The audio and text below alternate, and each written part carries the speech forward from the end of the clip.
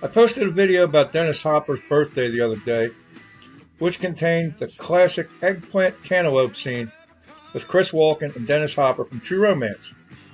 And my old Pinocchio's buddy, Deborah and Bessie, commented and disagreed with me about where the money came from to make which movie. We're talking about Reservoir Dogs, True Romance, and Pulp Fiction, all written by Quentin Tarantino. Now, Deb's a film buff. Come on, Blondie.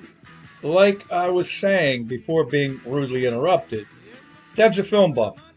She even pointed out that the opera music playing in the background of that scene is from a French opera, Blockbuster, I hope I pronounced it right, first performed in 1883. I would have never known that. But since I wasn't there back then when those movies were being made, I'm not sure which one of us is correct about the timing. But here's where I'm coming from. I finished writing Born to Be Wild in the spring of 1992, but the book wasn't going to be published until the spring of 1993. Since it's a true story, Warner Books' legal team had to make sure there were no liability issues before publishing the book. They didn't want to get sued. This way, it would come out right before summer reading season. So I had a year to kill. Oh, what should I do? Wait a minute, I got it. Let's go to film school. So off I go to the New York Film Academy. Its first year of existence.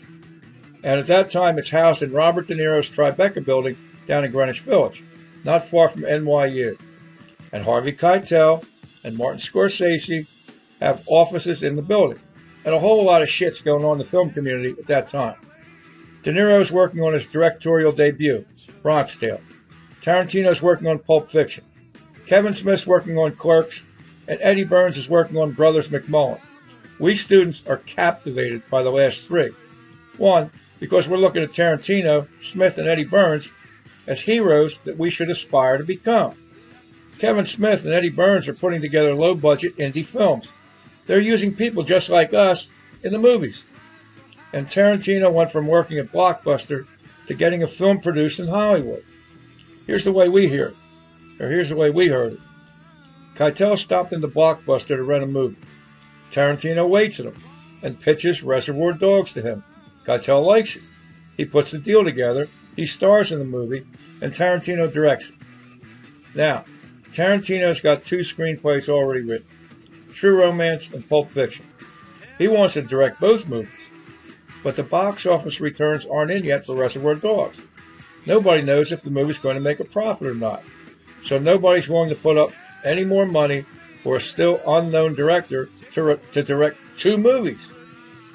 Well, his pet is Pulp Fiction, so he sells True Romance to get enough money to proceed with Pulp Fiction. That's the way we heard it way back then, and I'm sticking with it until Tarantino tells me different. And not much chance of that. We don't hang in the same circle. Thanks for the input, Deb. By the way, if you ever run into Tarantino, make sure you're wearing shoes. Otherwise, he'll try to put your feet in his mouth. That man's got an obsessive foot fetish. And remember this, at General Electric, progress is our most important product. That's an inside joke that Deb should remember. That's it for now. Thanks for stopping in today. Until next time. See you.